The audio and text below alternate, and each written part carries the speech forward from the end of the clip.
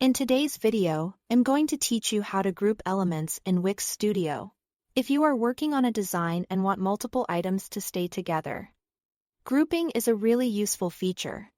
It helps you organize your layout more efficiently, and it also makes moving or resizing several elements much easier.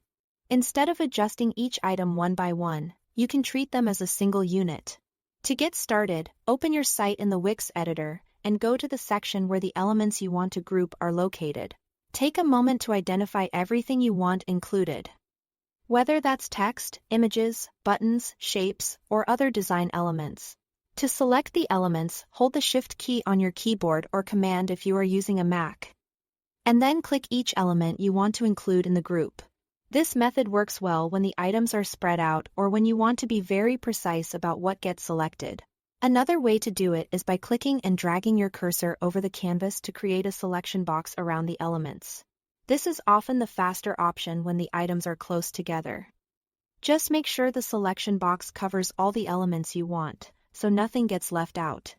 Once your elements are selected, right-click on any of the selected items and choose Group from the menu. You can also use the keyboard shortcut Ctrl and G on a PC or Command and G on a Mac. Either method will group the selected elements right away. After grouping, all of those elements will share one bounding box. That means they'll move together and scale together as one cohesive unit. This is especially helpful when you are fine-tuning spacing, repositioning content on a page, or trying to keep a design section consistent while making changes. Even though the elements are grouped, you can still work on individual items inside that group. If you need to edit a specific text box, image, or setting, simply double-click the element you want to adjust. This allows you to keep the convenience of grouping without losing access to the details of each item.